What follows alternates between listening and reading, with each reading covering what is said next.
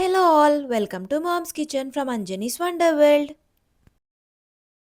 ఈ వీడియోలో కాజు పన్నీర్ మసాలా కర్రీ ఎలా చేయాలో చూద్దాం.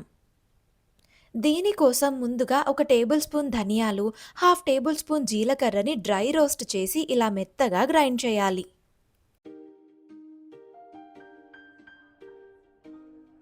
అలాగే అల్లం వెల్లుల్లి పేస్ట్ కూడా గ్రైండ్ చేసి పక్కన పెట్టుకోవాలి. నెక్స్ట్ ఒక బాండీలో 2 టేబుల్ స్పూన్ల నెయ్యి వేసి జీడిపప్పు ఎర్రగా వేయించి పక్కన పెట్టాలి.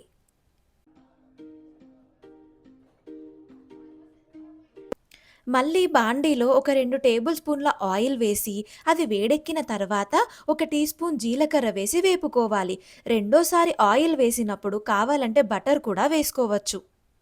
జీలకర్ర వేగిన తర్వాత ఒక పెద్ద ఉల్లిపాయని ఇలా చిన్న చిన్నగా కట్ చేసి ఇందులో వేసి గోల్డెన్ బ్రౌన్ కలర్ వచ్చేంత వరకు వేయించాలి. ఉల్లిపాయలు సగం పైన వేగిన తర్వాత ఇందులో ఒక 3 పచ్చిమిరపకాయలు వేయాలి.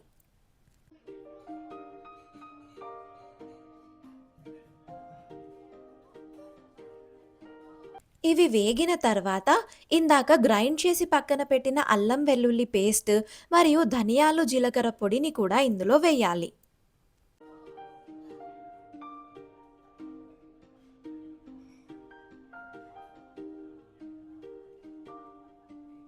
నెక్స్ట్ ఇందులో టమాటో పేస్ట్ వేసి ఒకసారి కలిపిన తర్వాత రుచికి సరిపడా కారం, ఉప్పు, పసుపు వేసి మొత్తం కలిసేంత వరకు కలపాలి.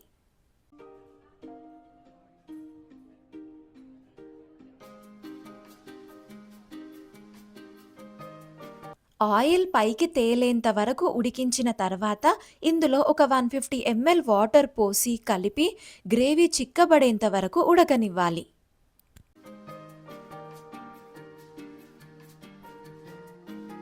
అది చిక్కబడుతుండగా 2 టేబుల్ స్పూన్ల చిలికిన పెరుగు వేసి అది మొత్తం కూరలో కలిసేంత వరకు కలుపుతూనే ఉండాలి.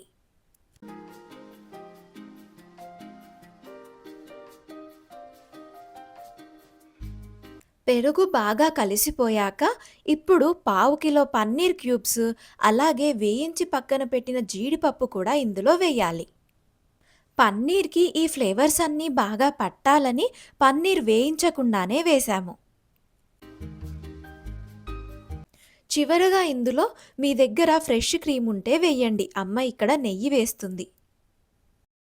మొత్తం కలిసిపోయేంత వరకు మళ్ళీ ఒకసారి కలుపుకుంటే సరిపోతుంది. ఇక్కడున్న ఈ రైస్ ఎలా కుక్ చేయాలో కూడా డీటెయిల్డ్గా చెప్పాను. ఆ వీడియో లింక్ కింద డిస్క్రిప్షన్ బాక్స్లో ఇచ్చాను, చూడండి. Thank you for watching the video. Do like, share and subscribe.